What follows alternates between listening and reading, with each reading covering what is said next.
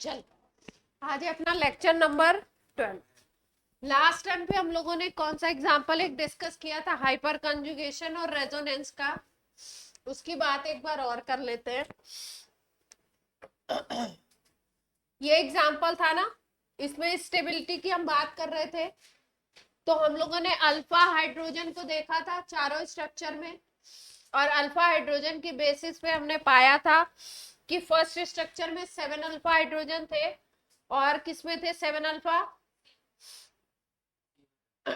Third वाले structure में 7 alpha थे। उसके बाद 3 अल्फा हाइड्रोजन था आपका सेकंड में, और आपका 3 अल्फा हाइड्रोजन था फोर्थ में, है ना। तो अल्फा हाइड्रोजन की बेसिस पे हम देख रहे थे जो जो बात थी किसकी, हाइपर कंजुगेशन की। फिर हमने देखा कि स्ट्रक्चर 1 और स्ट्रक्चर किसमें 2 में क्या देखने को मिला था हमको, रेजोनेंस देखने को मिला था। जबकि 3 और 4 में क्या आ रहा था, 3 और 4 में ऐसी चीज देखने को हमको नहीं मिल रही थी। तो आपको एक पॉइंट हमेशा याद रखना है कि रेजोनेंस इफेक्ट को हमेशा प्राइम पे रखना है। किस पे रखना है रेजोनेंस इफेक्ट को, प्राइम पे। उसके बाद हाइपर कंजुगेशन आता है, और आफ्टर दैट उसके बाद जो ऑर्डर आता है उस प्रायोरिटी हम देंगे इंडक्टिव को। तो एक बार आप थोड़ा सा प्रायोरिटी लिखिए, प्रायोरिटी पॉइंट करके डाल लीजिए। रेजोनेंस को सबसे ज्यादा प्रायोरिटी मिलेगी, फिर उसके बाद आपको मिलेगी हाइपर कंजुगेशन को। स्टेबिलिटी जब हम देख रहे हैं तो फिर हाइपर कंजुगेशन को मिलेगी, और फिर लास्ट में किसको मिलेगी अपनी प्रायोरिटी, लास्ट में प्रायोरिटी मिलेगी इंडक्टिव इफेक्ट।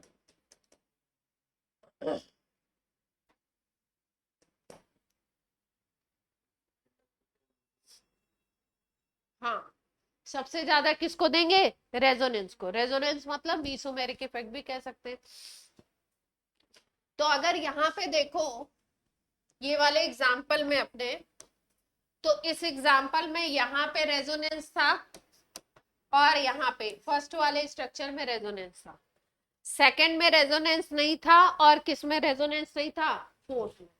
तो सबसे प्राइम में जो स्टेबिलिटी आएगी वो उसकी आएगी जिसमें रेजोनेंस है। इसका मतलब फर्स्ट और सेकंड जो होंगे थर्ड और फोर्थ से स्टेबिलिटी में ज्यादा होंगे। अब फर्स्ट और सेकंड में अगर हम देखें तो फर्स्ट में अल्फा हाइड्रोजन का नंबर 7 था, तो यानी कि हाइपर कंजुगेशन यहाँ पर दूसरे स्ट्रक्चर के कंपैरिजन में ज्यादा होगा। रेजोनेंस हाइपर कंजुगेशन दोनों चीजें यहाँ पे हैं। यहाँ पे रेजोनेंस का फैक्टर अगर देखें तो दोनों में है। हाइपर कंजुगेशन देखो तो यहाँ 7 अल्फा है, तो यहाँ हाइपर कंजुगेशन ज्यादा, यहाँ पे कम। तो अगर स्टेबिलिटी का ऑर्डर हम देखें तो स्टेबिलिटी का ऑर्डर पहले आना चाहिए आपका ए स्ट्रक्चर की सबसे ज्यादा, फिर बी की आएगी। यानी कि हमने प्राइम में किसको ले लिया, प्राइम में हमने ले लिया किसको, रेजोनेंस को। उसके बाद सी और डी की अगर बात करो तो सी और डी में रेजोनेंस का फैक्टर है नहीं, सीधे सीधे किसको देख लेंगे, हाइपर कंजुगेशन को। हाइपर कंजुगेशन में डी वाला सी वाले में 7 अल्फा है, तो सी वाला ज्यादा है और डी वाला क्या है, कम है। तो हाइपर कंजुगेशन के हिसाब से फिर सी की आएगी, और फिर किसकी आएगी, डी की आएगी। लास्ट टर्न पे हमने शायद गलत लिखा था इसका ऑर्डर, उसको चेक कर लीजिएगा, लास्ट क्लास में शायद लिखा हुआ है आप लोगों ने, है ना। रेजोनेंस को प्रायोरिटी देते हुए पहले पहले दो स्ट्रक्चर की स्टेबिलिटी आ जाएगी। करेक्शन मार लीजिएगा लास्ट वाली क्लास।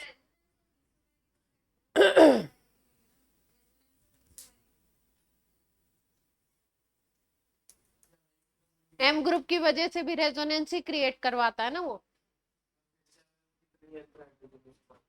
हाँ,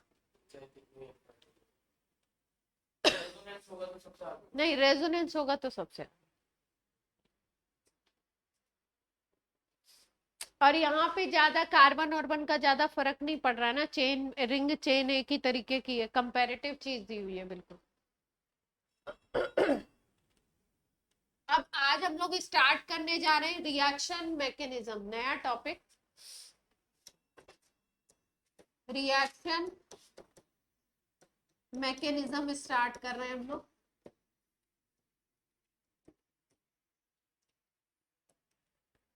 रिएक्शन मैकेनिज्म जिसमें हम लोग कोई रिएक्टेंट है, उसके ऊपर कोई अटैकिंग रिएजेंट आता है, अटैक करता है और उसके बाद प्रोडक्ट बन जाता है। तो इस रिएक्शन में बीच में क्या इंटरमीडिएट बने, प्रोडक्ट कैसे कैसे बना, मतलब इसमें हम देखेंगे क्या क्या चीजें कि इंटरमीडिएट क्या बना, मैकेनिज्म में क्या क्या देखते हैं, इंटरमीडिएट क्या बना। दूसरी चीज हम लोग देखते हैं रिएक्शन का रेट किसके ऊपर डिपेंड कर रहा है, रेट डिपेंडेंस देखते हैं। तीसरी चीज मैकेनिज्म में हम देखते हैं कि कौन सा प्रोडक्ट मेजर बन रहा है, मेजर का मतलब उसका परसेंटेज ज्यादा है किसका कम है।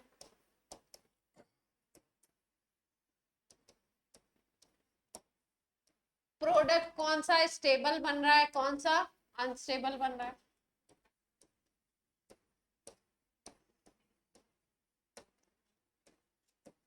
ये सब बातें हम करते हैं मैकेनिज्म।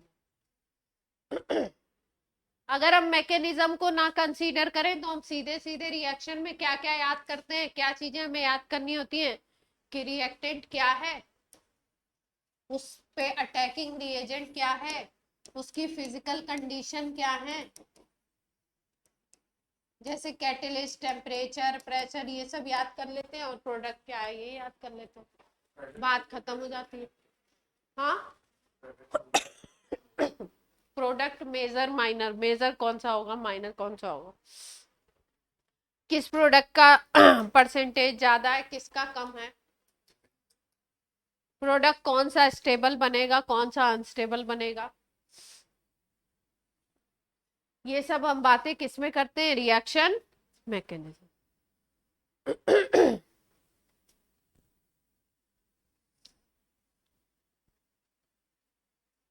तो अगर रिएक्शन मैकेनिज्म की बात करो तो बहुत सारे रिएक्शन मैकेनिज्म हमें पढ़ने हैं।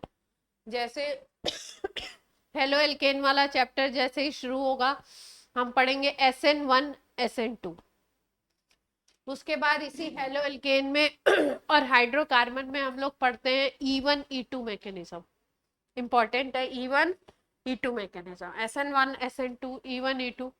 फिर उसके बाद हम लोग पढ़ते हैं ESR, इलेक्ट्रोफिलिक सब्स्टिट्यूशन, ठीक है, इलेक्ट्रोफिलिक सब्स्टिट्यूशन, न्यूक्लियोफिलिक सब्स्टिट्यूशन भी पढ़ते हैं, इलेक्ट्रोफिलिक सब्स्टिट्यूशन भी पढ़ते हैं। फिर हम लोग कुछ रिएक्शंस ऐसे पढ़ेंगे जो स्पेसिफिकली किसमें होंगे, बेंजीन रिंग वाले कंपाउंड्स में होंगे, तो उनकी भी बात करेंगे। तो मैकेनिज्म में आज हम लोग किसकी करने वाले हैं, आज हम सबसे पहले बात कर रहे हैं मैकेनिज्म ऑफ एलिमिनेशन रिएक्शन।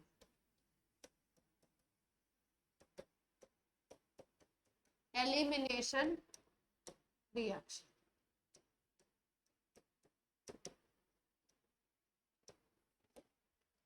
ये एलिमिनेशन रिएक्शन का मैकेनिज्म। एलिमिनेशन अगर बोलो आप तो क्या बोल सकते हो, जैसे मान लो ये कार्बन का कोई कंपाउंड है, इसमें कोई ए बी इस तरीके से ग्रुप अटैच है, आपने इसके ऊपर कोई अटैकिंग रिएजेंट लगाया और अटैकिंग रिएजेंट लगाने पे इसमें से कोई छोटे मॉलिक्यूल निकल गए, छोटा मॉलिक्यूल कोई बाहर निकल गया और आपका बन गया यहाँ पे मान लीजिए डबल बॉन्ड बन गया। सपोज यहाँ पे क्या क्रिएट हो गया, डबल, इसमें से ए बी बाहर निकल गया और सिंगल बॉन्ड से कंपाउंड किस में कन्वर्ट हो गया, डबल बॉन्ड। ऐसे रिएक्शंस को हम क्या बोलेंगे, मॉलिक्यूल में से छोटे एटम्स बाहर निकलेंगे तो ऐसे रिएक्शंस को हम क्या बोलेंगे, एलिमिनेशन रिएक्शन। डेफिनेशन लिखनी है तो लिख दीजिए, when in a reaction small molecules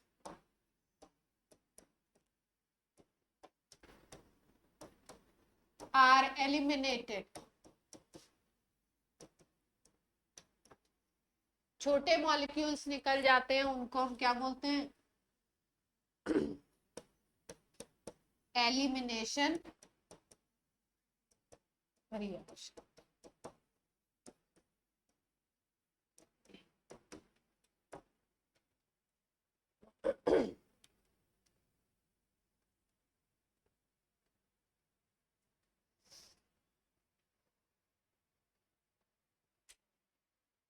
note हो गया? अब ये जो एलिमिनेशन रिएक्शन है, ये 3 तरीके का पढ़ना है हमको। कितने तरीके का पढ़ना है? टाइप्स ऑफ एलिमिनेशन जो हमारे सिलेबस में है वो 3 तरीके के हैं। मेजर में तो 2 ही पढ़ने हैं, एडवांस के लिए एक और पढ़ेंगे। एक को बोलते हैं E1, दूसरे को बोलते हैं E2, तीसरे को बोलते हैं E1CB। E1, E2 and E1CB।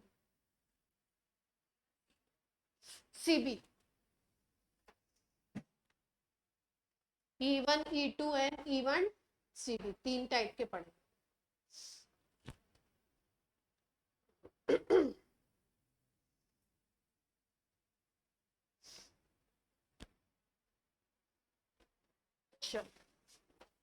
सबसे पहला स्टार्ट करते हैं E1 elimination. E1 elimination reaction.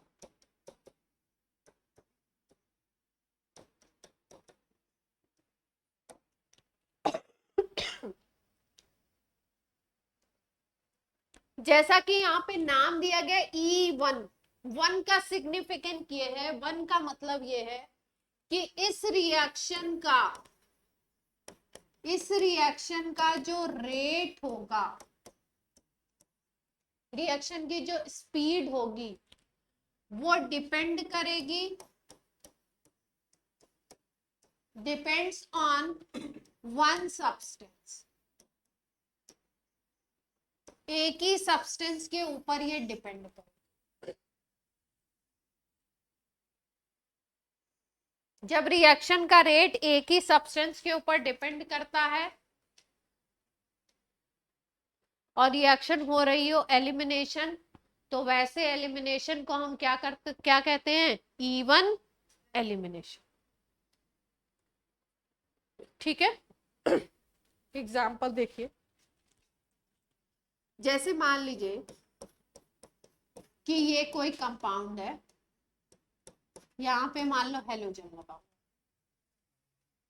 ठीक, यहां पे हाइड्रोजन।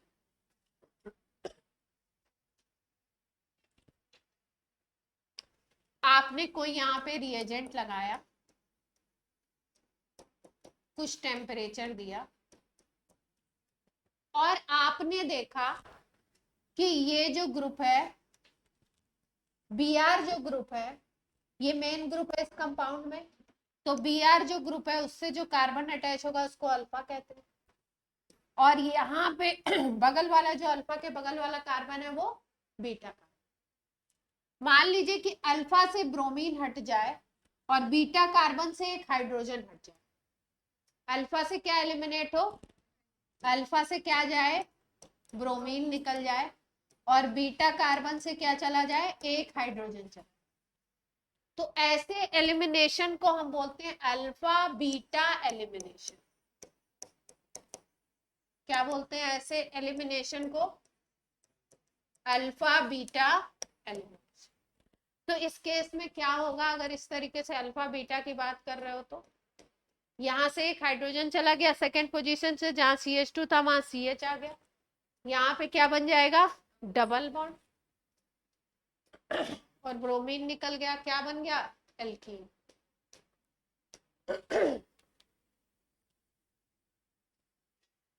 देख पा रहे हैं?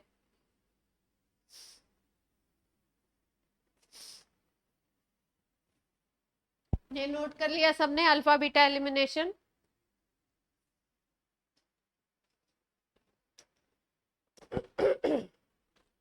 अब मान लो ऐसा है मॉलिक्यूल आपका,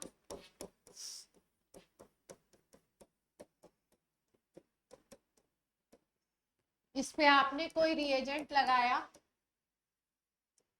टेम्परेचर दिया, और यहां से ब्रोमीन निकल गया, और ये अल्फा है, ये बीटा है, ये गामा से हाइड्रोजन निकला। हाइड्रोजन कहां से निकला? गामा से हाइड्रोजन निकल गया, और आपका अल्फा से क्या निकला? हेलोजन निकल गया। अल्फा से क्या निकला? ब्रोमीन। ब्रोमीन को हम हेलोजन बोलते हैं, ये बात सबको मालूम है, ऑनलाइन ऑफलाइन?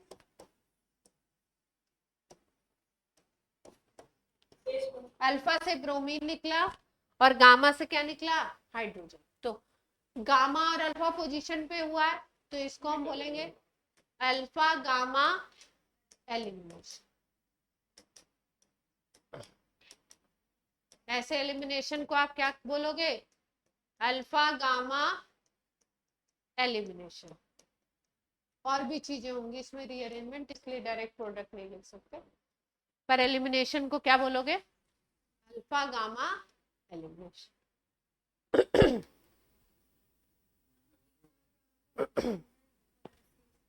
हाँ, अगर ऐसा हो रहा हो कि अल्फा से ब्रोमीन हट रहा हो और गामा से हाइड्रोजन हट रहा हो, तो उसको क्या बोलेंगे? Alpha gamma. ज्यादातर जो हमारे सिलेबस में है, जो हम पढ़ेंगे, वो कौन से पढ़ेंगे? अल्फा बीटा को ही हम डिस्कस करने वाले मेजर में।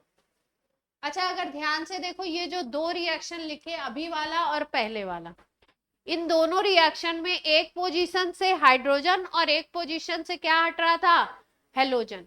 तो इस रिएक्शन को एबव रिएक्शन को हम डीहाइड्रोहेलोजिनेशन भी कह सकते हैं। क्या कह सकते हैं? डीहाइड्रोहेलोजिनेशन। क्यों? क्योंकि डी का मतलब क्या होता है? रिमूवल, निकलना। और किसका किसका रिमूवल हो रहा है? हाइड्रोजन का और हेलोजन का, दोनों का हो रहा है। हाइड्रोजन का और हेलोजन का दोनों का हो रहा है, इसलिए इस रिएक्शन को हम क्या कह सकते हैं? जिसमें हेलोजन लगा हुआ था उसको क्या कह सकते हैं? Dehydro halogenation.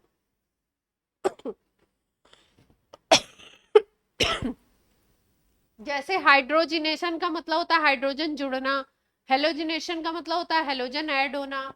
डीहेलोजिनेशन बोलोगे तो हेलोजन का निकलना, डीहाइड्रोजिनेशन बोलोगे तो हाइड्रोजन का निकलना। वैसे ही यहाँ पे डीहाइड्रो हेलोजिनेशन है तो हाइड्रोजन भी निकल रही है और हेलोजन भी। ठीक है, अब देखो, अब सीधे मैकेनिज्म पे आते हैं। मान लीजिए आपके पास इसमें प्रोडक्ट बनाया नहीं, क्योंकि वो अल्फा और गामा वाले में एल्कीन बनेगी, शिफ्टिंग वगैरह होगी, तो थोड़ा सा शिफ्टिंग समझा दे तब।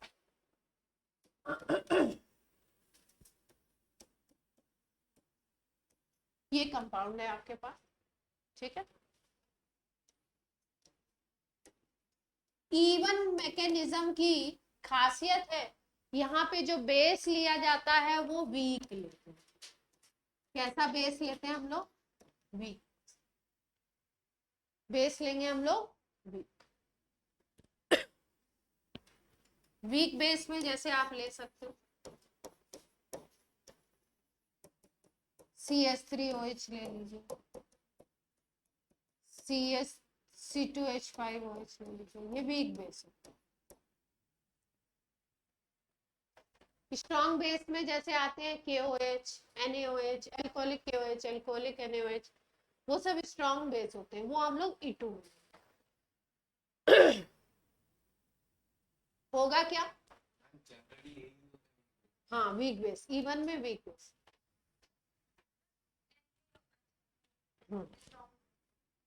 टेम्परेचर अगर हम लोग देखें तो टेम्परेचर लगभग इसमें लोगे अबव 60। कितना टेम्परेचर लोगे? Above 60 degree. 60 से कम टेम्परेचर लेंगे तो दूसरा मैकेनिज्म हो जाता है, वो भी डिस्कस करेंगे।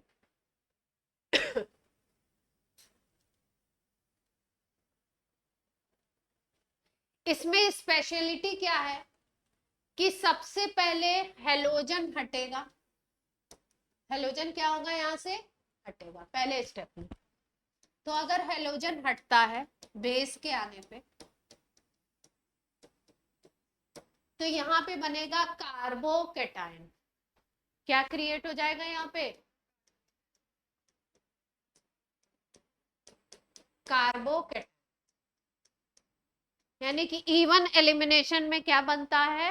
कार्बोकेटायन। पहले स्टेप में ब्रोमीन हटा, ब्रोमाइड हेलोजन हटा, और यहाँ पे क्रिएट हुआ कार्बोकेटायन। ये कार्बन था अपना अल्फा और ये कार्बन क्या था? बीटा। ठीक।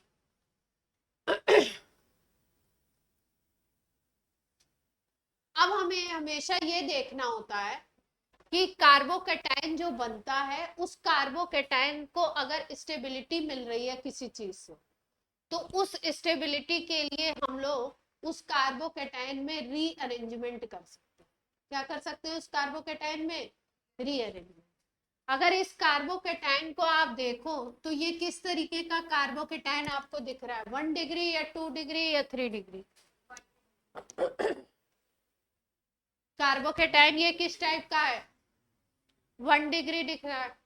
तो इसमें कोई पॉसिबिलिटी है क्या हाइड्राइड वगैरह शिफ्ट करके इसको 2 डिग्री बनाने की?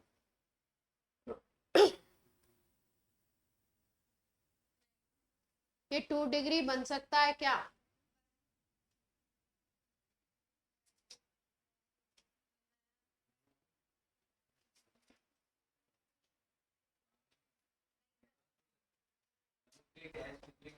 बन सकता है ना। देखो कैसे। कार्बोकेटायन की अगर स्टेबिलिटी की बात करें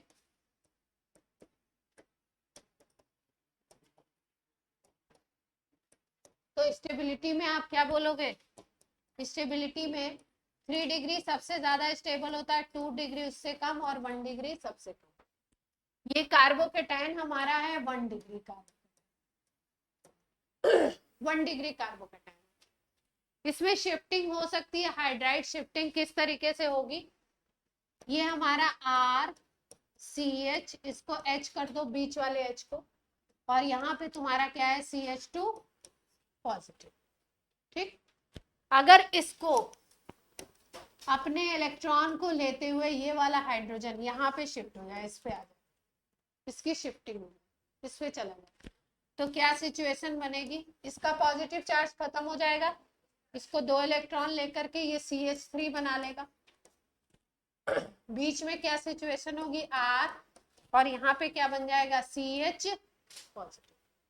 R भी आपकी क्या है? कार्बन की चेन है, और इधर CH3 जो है वो भी क्या है? कार्बन चेन है। तो ये कैसा कार्बोकेटाइन बन गया? 2D। तो इसको स्टेबिलिटी मिल गई, देख पा रहे हैं? तो इवन मैकेनिज्म में पहले क्या करना है? हेलोजन को हटाना है, आफ्टर दैट कार्बोकेटाइन बनाना है, फिर कार्बोकेटाइन को देखना है कि कार्बोकेटाइन स्टेबलाइज हो सकता है या नहीं हो सकता है। अगर स्टेबिलिटी पॉसिबल है तो हम लोग उसको और स्टेबल कार्बोकेटाइन बनाएंगे।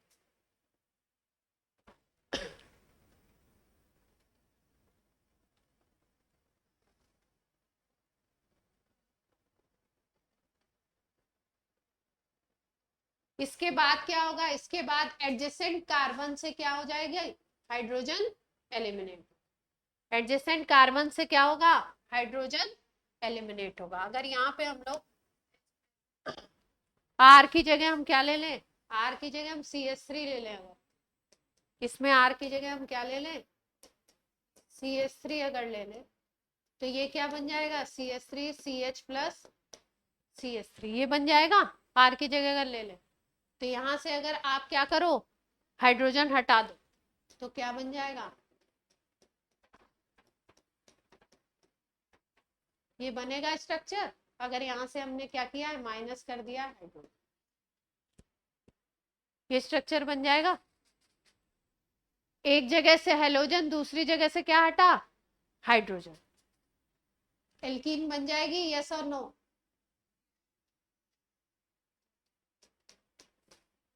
फाइनल प्रोडक्ट क्या बन गया हमारा, एल्कीन।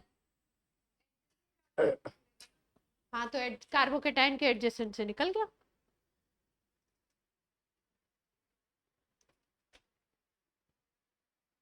क्लियर है बात?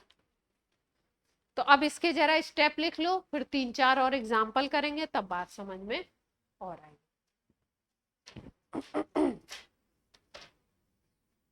इस मैकेनिज्म के क्या लिखे हम लोग, E1 के स्टेप्स।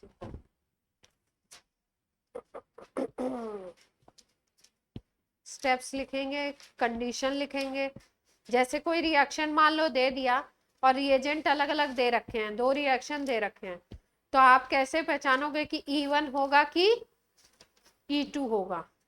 इसको देखने के लिए हमें क्या पता होने चाहिए, रिएजेंट मालूम होने चाहिए कि भाई रिएजेंट कौन सा लग रहा है।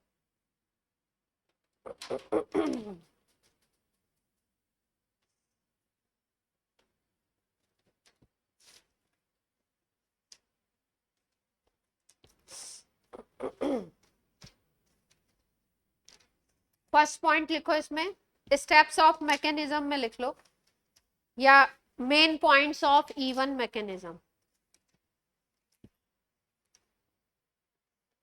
In this mechanism,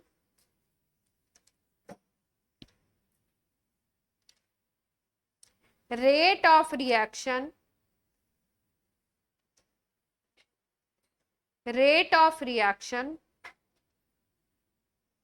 only depends on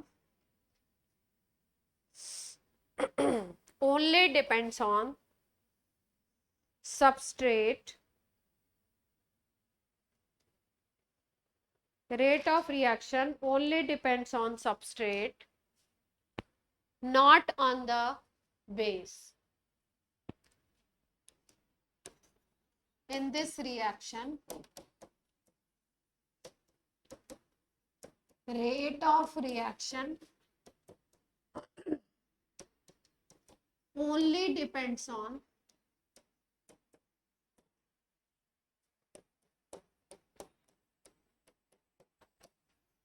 substrate, not on base. Base के ऊपर रेट डिपेंड नहीं करता।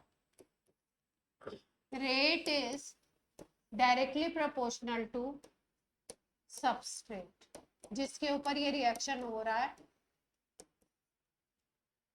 यहाँ पे हमने एग्जांपल कौन सा लिया था, हेलो एल्केन का लिया था ना, तो हम कह सकते हैं किसके ऊपर डिपेंड कर रहा है रेट, हेलो एल्केन। कभी भी अगर एक सब्सटेंस के ऊपर रेट डिपेंड करता है तो उसको बोलते हैं हम लोग यूनिमॉलिक्यूलर। क्या बोलते हैं, यूनिमॉलिक्यूलर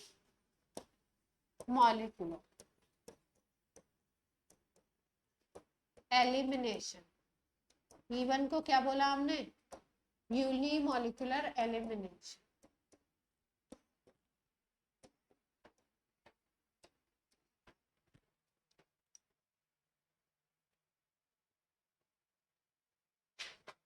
ठीक है।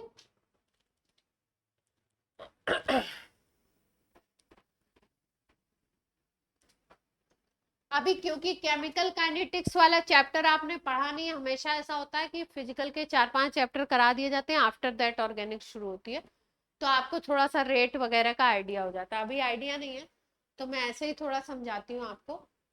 यहाँ पे अगर हम देखें तो किसी भी रिएक्शन में अगर कोई रिएक्शन मल्टी स्टेप में हो रही है, मल्टी स्टेप का मतलब मान लीजिए ए से बी बन रहा है, फिर बी से सी बन रहा है, फिर सी से डी बन रहा है, फिर डी से फाइनल प्रोडक्ट बन रहा है, तो ऐसे रिएक्शंस को हम बोलते हैं मल्टी स्टेप रिएक्शन।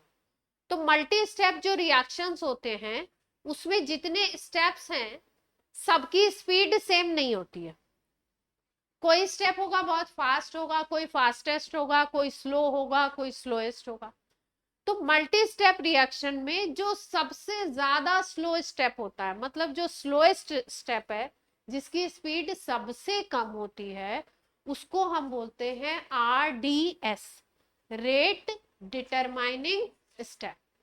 इसका मतलब उस स्टेप के ऊपर ही रेट डिपेंड करता है। तो जितनी रिएक्शन मैकेनिज्म, जितने टाइप के भी हम पढ़ेंगे, उसमें हमें याद रखना है कि RDS कौन सा स्टेप है। सारे स्टेप नहीं भी याद हो तो हमें याद हो कि इस रिएक्शन मैकेनिज्म का RDS ये है। तो अगर हम लोग E1 की बात करें तो E1 में जो RDS स्टेप है वो ये वाला। RDS स्टेप कौन सा है, रेट डिटरमाइनिंग स्टेप कौन सा है, ये। इसका मतलब ये जो फर्स्ट स्टेप है ये कौन सा होगा, ये सबसे स्लोएस्ट स्टेप होगा। ये स्टेप कैसा होगा, स्लोएस्ट। तो लैंग्वेज में भी इस बात को लिख लीजिए। इन E1 elimination,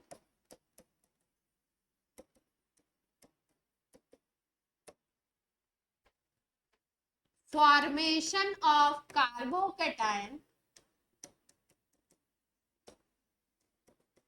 formation of carbocation is RDS। RDS का मतलब क्या है, रेट डिटरमाइनिंग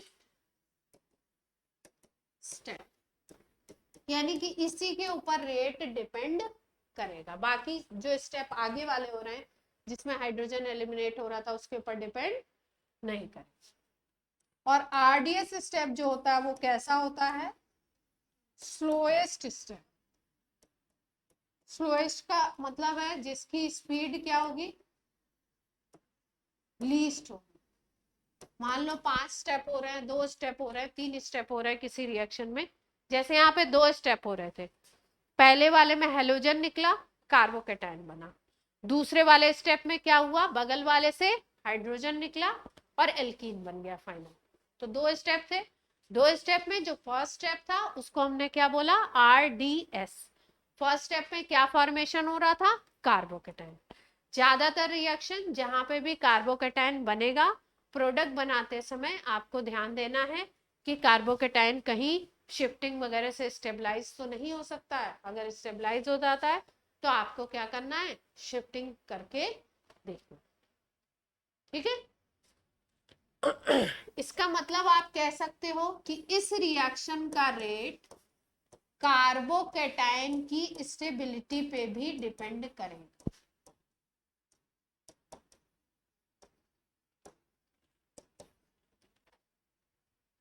कार्बोकेटायन अगर ज्यादा स्टेबल है किसी रिएक्शन में E1 में, और किसी रिएक्शन में कार्बोकेटायन कम स्टेबल है, तो किसका रेट ज्यादा होगा, जिसमें कार्बोकेटायन ज्यादा स्टेबल।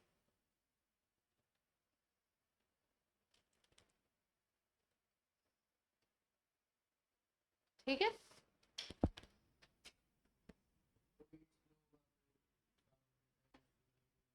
हाँ। हम्म। नहीं नहीं, अगर मान लो किसकी कोई रिएक्शन ऐसा हो रहा है जिसमें 2 डिग्री बन रहा है, कोई रिएक्शन ऐसा हो रहा है जिसमें 1 डिग्री बन रहा है, तो ऑब्वियसली 2 डिग्री वाला क्या होगा, ज्यादा स्टेबल होगा। मान लो कुछ किसी कहीं पे शिफ्टिंग का चांस ही नहीं है, शिफ्ट करने का कोई चांस नहीं है, 2 डिग्री ही बन रहा है, तो 2 डिग्री का रेट ऑब्वियसली ज्यादा होगा 1 डिग्री से। 3 डिग्री का रेट ऑब्वियसली ज्यादा होगा 2 और 1 से। अब देखो यहाँ पे जो बात करी गई E1 मैकेनिज्म में, E1 में बोला गया कि ये सबस्ट्रेट था, मतलब ये एल्काइल हैलाइड था मान लो, इसके ऊपर वीक बेस रिएक्ट करने आया, मान लो C2H5OH रिएक्ट करने आया, ये वीक बेस है। ठीक, ये वीक बेस रिएक्ट करने आया, टेम्परेचर 60 डिग्री सेंटीग्रेड था। इस रिएक्शन में क्या हुआ कि सबसे पहले कार्बोकेटायन बन गया एक स्टेप में, सेकेंड स्टेप में क्या हुआ, यहाँ जो कार्बोकेटाइन बना वो कैसे बना, हेलोजन इसमें से निकल गई, तब कार्बोकेटाइन बन गया। दूसरे स्टेप में क्या हुआ, हाइड्रोजन निकली और क्या बन गया आपका, एल्कीन। तो अगर आप ध्यान से देखो तो इवन मैकेनिज्म कैसा है, टू स्टेप प्रोसेस।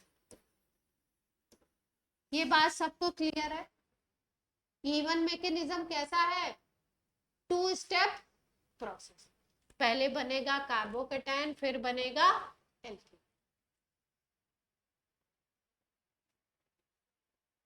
प्रोसेस कैसा है, टू स्टेप। हम्म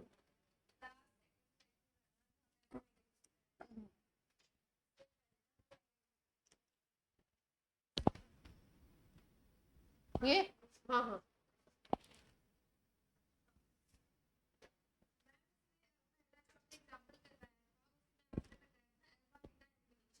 हाँ हाँ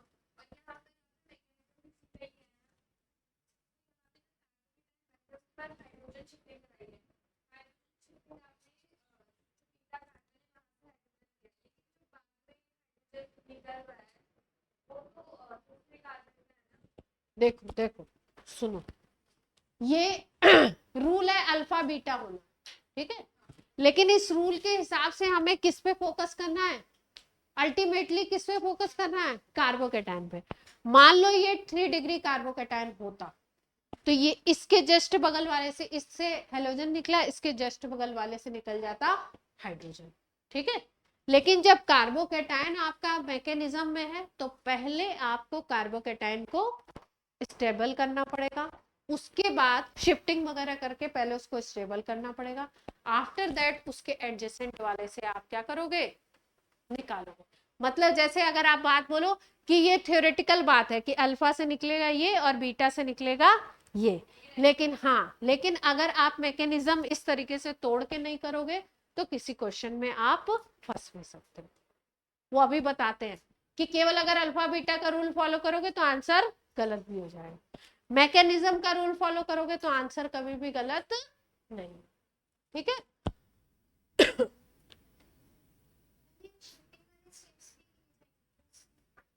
नहीं शिफ्टिंग नहीं, वो तो उसी स्टेप में स्टेबल हो गया। तो टू स्टेप प्रोसेस है, एलिमिनेशन रिएक्शन कैसा है, टू स्टेप प्रोसेस।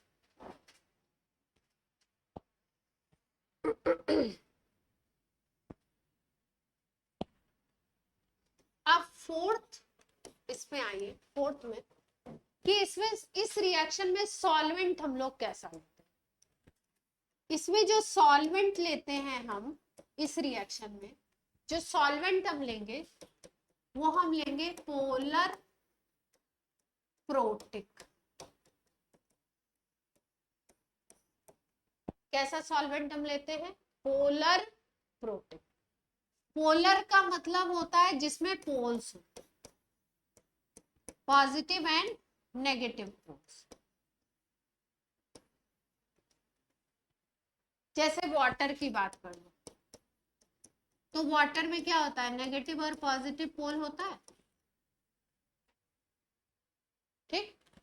और प्रोटिक का मतलब होता है जो प्रोटॉन दे, ऐसा सॉल्वेंट जो प्रोटॉन दे सकता हो। हाँ ऐसा जरूर थोड़ी है, पोलर एप्रोटिक सॉल्वेंट भी हो सकता है, एक वर्ड थोड़ी।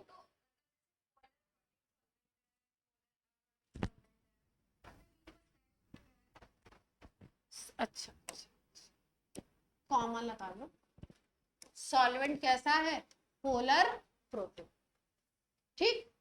अब देखो पोलर प्रोटिक सॉल्वेंट का मतलब क्या है, यहाँ पे क्या काम है पोलर प्रोटिक सॉल्वेंट का, इस सॉल्वेंट का क्या काम, काम देखते हैं। हमारा जो आर एक्स था, हेलोजन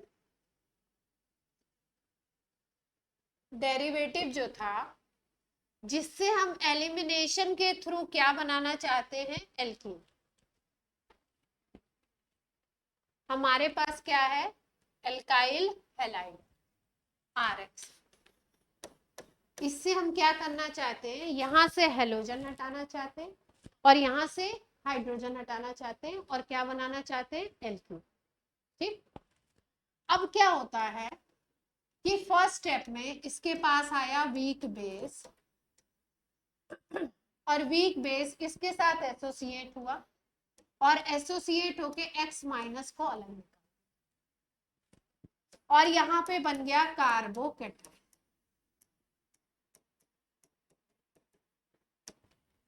ठीक, हमारे पास होता है पोलर प्रोटिक सॉल्ट। जैसे मान लो हमने वाटर ले लिया, सोल्यूशन सॉल्वेंट कौन सा ले रहे हैं, किस मीडियम में रिएक्शन हो रही है, वाटर में। ये वाटर क्या करेगा, ये जो X माइनस बना है एनायन, अब ऐसा भी तो हो सकता है कि ये R प्लस बना है और ये X माइनस बना है, तो थोड़ी देर बाद ये एसोसिएट होके RX फिर से बना ले। अभी यहाँ पे रीअरेंजमेंट वगैरह नहीं हुआ, तब तक क्या बन गया, ये RX जुड़ के फिर से बना ले।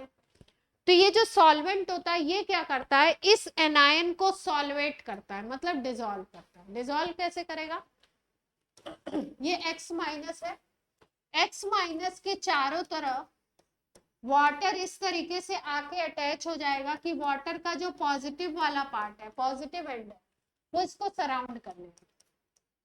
वाटर के ढेर सारे मॉलिक्यूल क्या करेंगे, इसको आकर के सराउंड करेंगे इस तरीके से। निगेटिव ये आयन है, एनायन है, इसको आकर के चारों तरफ से क्या करेंगे, वाटर के मॉलिक्यूल सराउंड। जब वाटर के मॉलिक्यूल इस तरीके से आकर के इसको सराउंड कर लेंगे, घेर लेंगे, तो इसका मतलब होता है कि ये X माइनस जो हुआ वो वाटर में क्या हो गया, डिसॉल्व हो गया, सॉल्वेट हो गया। इसको बोलते हैं एनायन का क्या हुआ, एनायन का हो गया सॉल्वेशन। तो एनायन जब इसके साथ एसोसिएट हो गया, सॉल्वेट हो गया, तो अब फ्री नहीं है एनायन कि ये दोबारा से R प्लस के साथ एसोसिएट होके ये बना दे, क्योंकि हमको क्या बनाना है, RX से बनाना है एल्कीन। अगर यही जुड़ जुड़ के यहाँ पे ये बनाता रहेगा तो एल्कीन कैसे बनेगा, हमने क्या बनाना है, एल्कीन। तो पोलर प्रोटिक सॉल्वेंट का यहाँ पे काम क्या हुआ, ये एनायन को क्या करता है, सॉल्वेट कर लेता है, डिसॉल्व कर लेता है, जिससे कि एनायन क्या होता है, ट्रैप हो जाता है। एनायन हो गया ट्रैप, जब एनायन ट्रैप हो गया तो कार्बोकेटाइन क्या आपको मिल रहा है, फ्री मिल रहा है। अब इस कार्बोकेटाइन के फ्री होने की वजह से फिर वहां से क्या होगा, हाइड्रोजन का हो जाएगा एलिमिनेशन, और हाइड्रोजन एलिमिनेट होकर के आपकी क्या बन जाएगी, एल्कीन। अगले स्टेप में क्या बन जाएगी, R से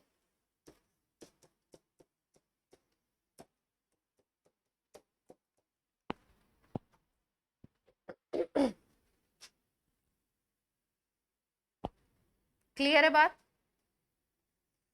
तो यहाँ पे हमने कैसा सॉल्वेंट लिया, पोलर प्रोटिक। पोलर प्रोटिक ने क्या किया, जो X माइनस निकला उसको सॉल्वेट कर लिया। सॉल्वेट करने का मतलब एक तरीके से समझ लीजिए अलग कर लिया, कि वो R प्लस से फिर से एसोसिएट ना हो पाए और RX ना बन पाए। अब फिर R प्लस आगे रिएक्शन करके क्या बना लेगा, एल्कीन बना लेगा। इस मैकेनिज्म को हम क्या बोलते हैं, इवन मैकेनिज्म। क्लियर है बात यहां तक।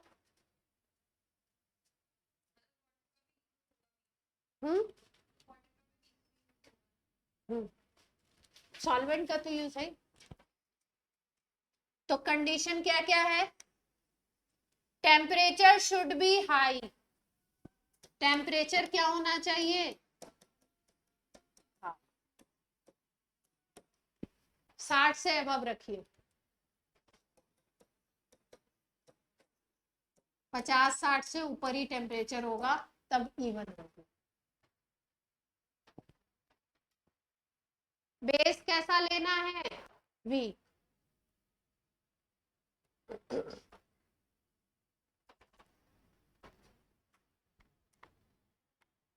बेस ले लेंगे वीक। प्रोसेस कैसा है, 2 स्टेप। RDS स्टेप कौन सा है, फॉर्मेशन ऑफ कार्बोकेटाइन। रेट किसके ऊपर डिपेंड करेगा? एल्काइल हैलाइड के ऊपर, या हम कह सकते हैं कार्बोकेटाइन की स्टेबिलिटी के ऊपर।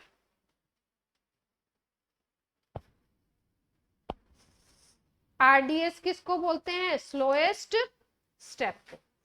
जो सबसे स्लो स्टेप होगा उसको क्या बोलते हैं हम लोग? आरडीएस। ये हो गई आपकी कौन सी मैकेनिज्म? Even mechanism.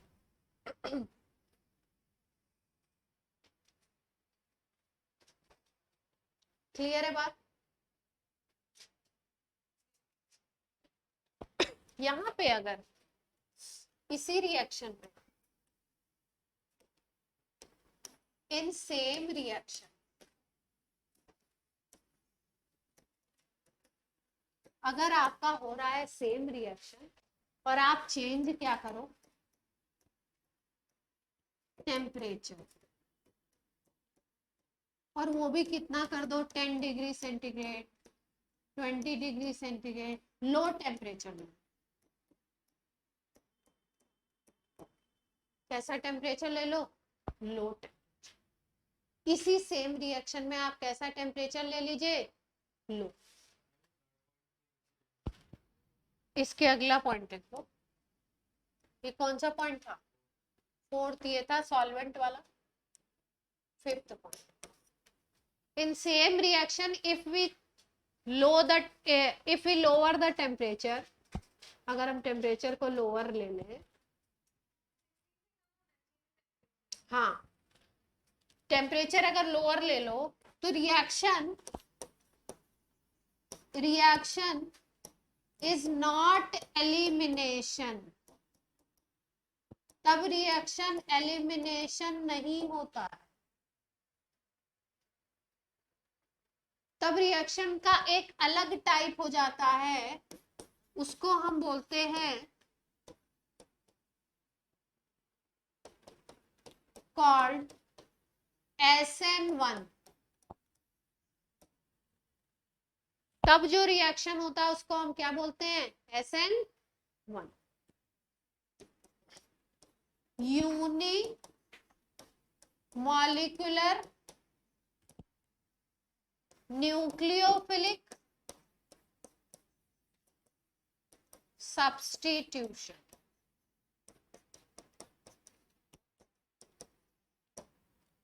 क्या चेंज किया? बेस वीक लिया है, सॉल्वेंट वही है, पोलर प्रोटीन, टेम्परेचर को केवल क्या कर दिया? लो कर दिया। टेम्परेचर अगर लो कर दोगे तो मैकेनिज्म क्या हो जाएगी? चेंज हो जाएगी। हाँ, तब कौन सी मैकेनिज्म हो जाएगी? इवन नहीं होगी, इवन के हिसाब से प्रोडक्ट नहीं बनेगा। क्या बनेगा? SN1 product.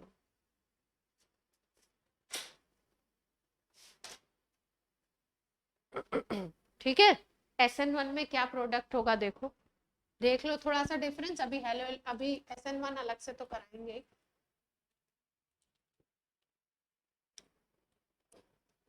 SN1 में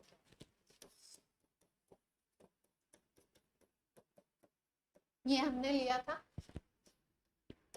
60 डिग्री सेंटीग्रेड टेम्परेचर लिया, मान लो CH3OH ले लिया। ये कैसा बेस है? ठीक है, और क्या लिया? Polar protic salt. ये 60 डिग्री टेम्परेचर है तो क्या होगा? CH2 डबल बॉन्ड CH2 बन गया, एल्कीन। यहां से हेलोजन निकल जाएगा, यहां से क्या निकल जाएगा? हाइड्रोजन। सीधे सीधे स्टेप क्या होंगे? अगर स्टेप लिखना चाहे इसके तो क्या होंगे? पहले ब्रोमीन निकालो, पहले ब्रोमीन निकला तो क्या बना? कार्बोकेटाइन बन गया। ऑनलाइन वालों को क्लियरिटी आ रही है? ब्रोमीन निकला तो क्या बन गया? कार्बोकेटाइन। उसके बाद क्या होगा? हाइड्रोजन निकलेगा, हाइड्रोजन निकलेगा तो क्या होगा? एल्कीन बन जाएगा। दो स्टेप में ऊपर क्या लिखा हुआ है, मैकेनिज्म, नीचे क्या लिखा हुआ है, डायरेक्ट। ये कौन सी रिएक्शन हुई है? ये जो वे है ये कौन सा है, एलिमिनेशन, है ना। ये कौन सा वे है, एलिमिनेशन, और वो भी कौन सा है, इवन। ठीक, वो इवन है, ये सारा वो मैकेनिज्म लिखी है इसी की। अब अगर यहीं पे टेम्परेचर CH3OH लो, पोलर प्रोटिक सॉल्वेंट लो, और टेम्परेचर ले लो छोटा 10 डिग्री सेल्सियस, 10 वेन टेम्परेचर लेते हैं 10-20, तो SN1 होता है। 60 से अबव लोगे, 60 तक लोगे तो इवन होगा, और बीच में दोनों होंगे। 20 से 60 ले लोगे तो क्या, 20 to 50 लोगे तो क्या होगा, दोनों होंगे। थोड़ा प्रोडक्ट इसके हिसाब से, थोड़ा प्रोडक्ट इसके हिसाब से, दोनों। तो 10 डिग्री सेंटीग्रेड टेम्परेचर ले लिया, तो अब क्या होगा, अब इसमें भी कार्बोकेटाइन बनता है। पहले क्या बनता है, कार्बोकेटाइन। तो पहले बनेगा ये, ठीक। फिर कार्बोकेटाइन के ऊपर ये जो बेस है, ये यहाँ पे ये बेस कहलाता है, और यहाँ पे ये कहलाता है न्यूक्लियोफाइल। इससे बनेगा CH3O-, इसको बोलेंगे हम न्यूक्लियोफाइल। न्यूक्लियोफाइल का मतलब क्या होता है, वो चीज जो न्यूक्लियस के ऊपर अटैक करे। इसीलिए रिएक्शन को क्या बोल रहे हैं, ये वाली रिएक्शन को SN1, nucleophilic substitution. Nucleophilic substitution उल्टा लिखते हैं, बोलते हैं ऐसे, न्यूक्लियोफिलिक सब्स्टिट्यूशन। क्यों बोला, क्योंकि टेम्परेचर कम करते ही वही रिएजेंट यहाँ पे बेस की तरह काम कर रहा था, यहाँ पे न्यूक्लियोफाइल की तरह काम करेगा। ये CH3O- जा करके यहाँ पे अटैच पॉजिटिव, तो प्रोडक्ट क्या बनेगा,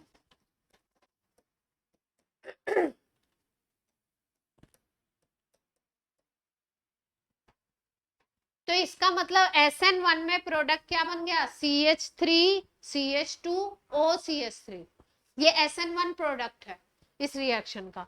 और CH2 डबल बॉन्ड CH2 जब एल्कीन बन रहा है तो कैसा प्रोडक्ट है, एलिमिनेशन। जहां पे भी डबल बॉन्ड बने प्रोडक्ट में तो थोड़ा सा ध्यान दीजिए, कहीं एलिमिनेशन तो नहीं हो रहा है। ये कौन सा प्रोडक्ट हो गया, SN1। यहाँ पे भी 1 नाम इसीलिए दिया जाता है क्योंकि फर्स्ट स्टेप जो होता है वो RDS होता है।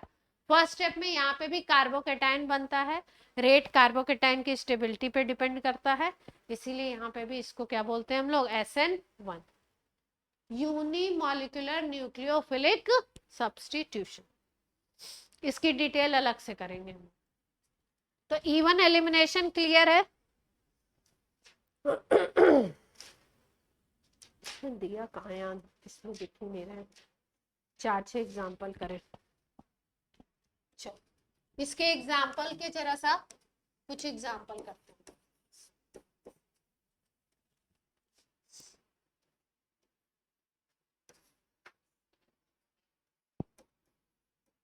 जैसे मान लो ये compound 60 degree centigrade temperature, heat भी लिखा हो सकता है, ऐसे ट्रायंगल भी बना सकते हैं। ट्रायंगल का मतलब है हाई टेम्परेचर, ठीक है। 60 डिग्री सेंटीग्रेड टेम्परेचर है, CH3O- लिखा हुआ है, ये है weak base, polar protic solvent लिया,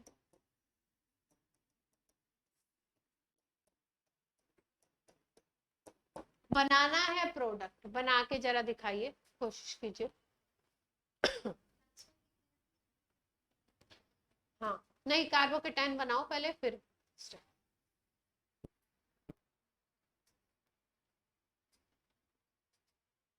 आशा बनाओ, देख क्या रहेगा।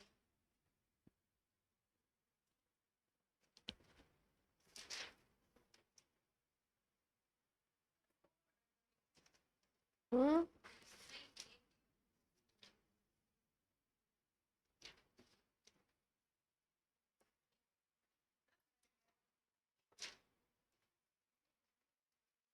सब लोग कोशिश कीजिए, जिसको नहीं आ रहा है वो भी पूछिए मुझसे, जिसको नहीं आ रहा है। ऑनलाइन में क्लियरिटी आ रही है? ऑनलाइन से कोई आवाज नहीं आ रही है? इवन इवन मैकेनिज्म में क्या चल रहा है? बना लिया? ठीक है, आंसर चेक करिए। पहले स्टेप में क्या करना है, कार्बोकेटाइन बनाना है। तो ब्रोमीन हटाओगे, जहां से ब्रोमीन हटेगा वहां पे क्या बन जाएगा, ये ब्रोमीन हट गया तो इस जगह पे कार्बोकेटाइन बन जाएगा। ठीक है, अब ये कार्बोकेटाइन वाला कार्बन अल्फा हो गया, तो ये बीटा हो सकता है, ये बीटा हो सकता है। दोनों सेम है, किसी एक को भी ले लो, है ना, किसी से भी हाइड्रोजन हटा दो, H+ हटाओ, ऊपर वाले से अगर हटा दें तो यहाँ एल्कीन बन जाए। क्लियर है बात आशय? बनाइए, सोइए नहीं।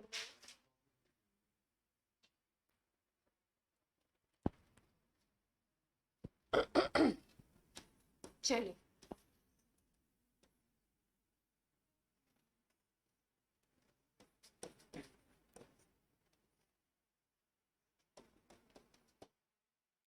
इसमें बनाइए, सेम चीज है, ऐसे डैश डैश कर दे रही हूँ ऊपर वाली चीज।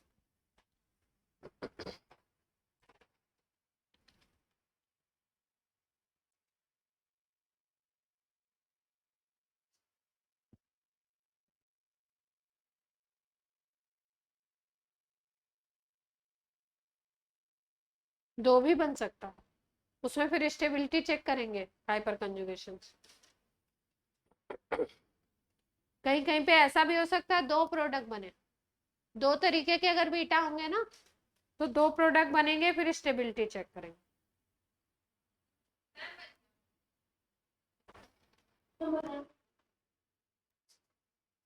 बना लिया?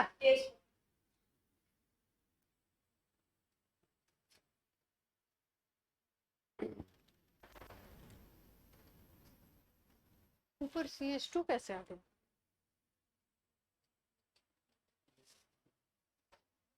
एग्जाम्पल देखना चाह रही हूँ,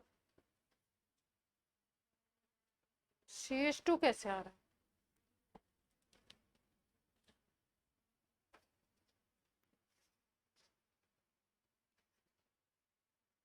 चलो, एग्जाम्पल ही नहीं दे रखे, बनाया जाए, चेक करिएगा आंसर। पहले यहां से ब्रोमीन उड़ा दे,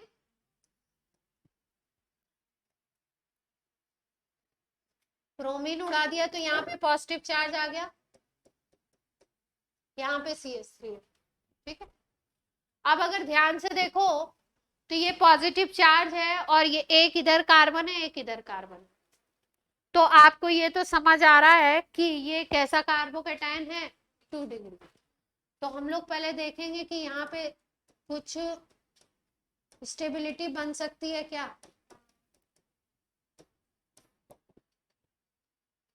इससे स्टेबिलिटी में कुछ फायदा मिल सकता है क्या। देखो कैसे, ध्यान से देखो।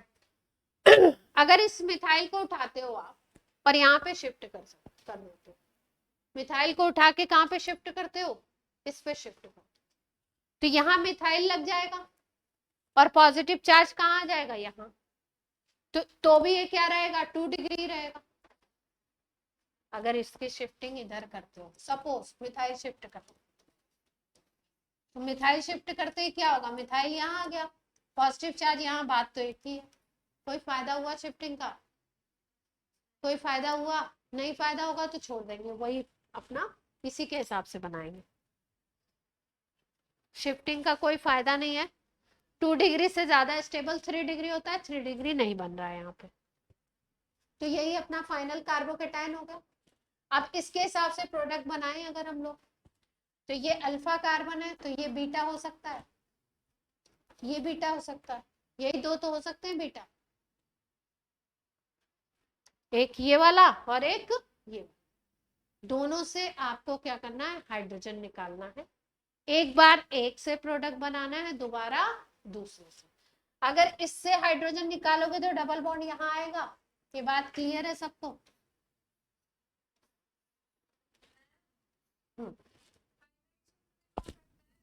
हाइड्राइड कहाँ शिफ्ट कराओगे?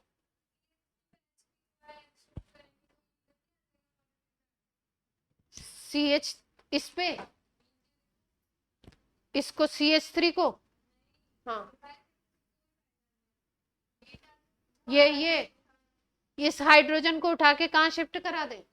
यहाँ शिफ्ट करा दे, तो इस पे पॉजिटिव चार्ज आ जाएगा। हाँ ये पॉसिबिलिटी है।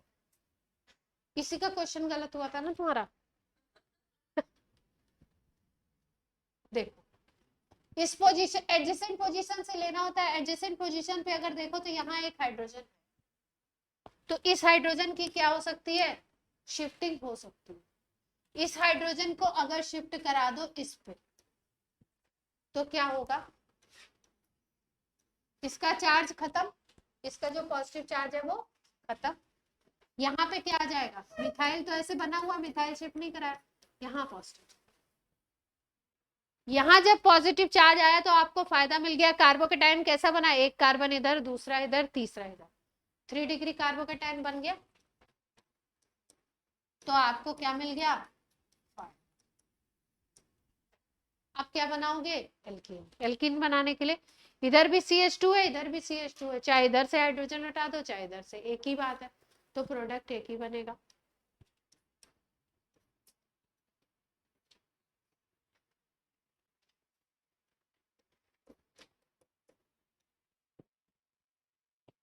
सबने यही बनाया था प्रोडक्ट।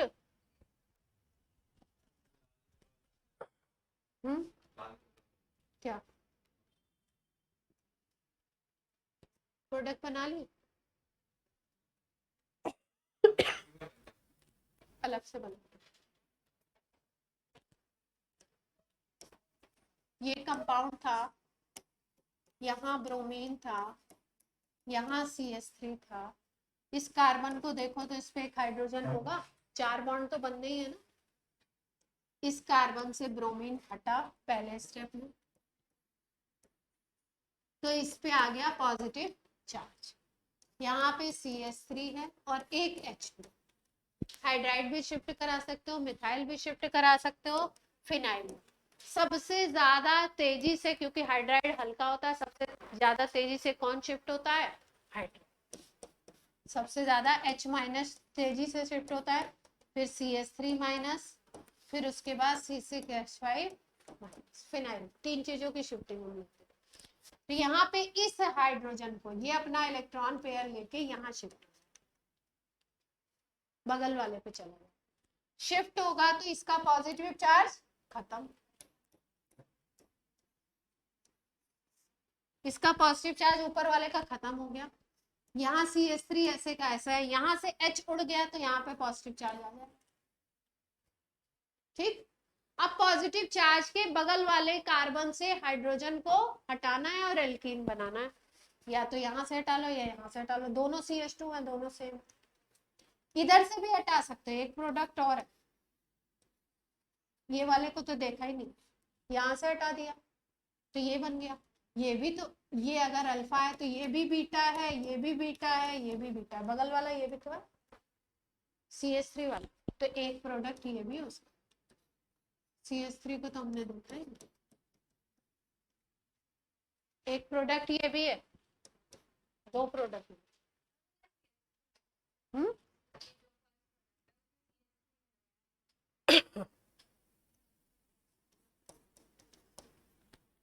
ठीक है, नोट कर लीजिए। इसके साथ दूसरा प्रोडक्ट भी बना लीजिए यहाँ पे। हाँ, हाइड्राइड शिफ्ट करने के बाद ही देखना, 2 एल्कीन बने। स्टेबिलिटी चेक करेंगे, कल चेक करना बताते हैं, है ना। स्टेबिलिटी चेक करके फिर बताएंगे कौन सा मेजर है कौन सा माइनर। ठीक है, चलिए आज की क्लास होती है आपकी समाप्त।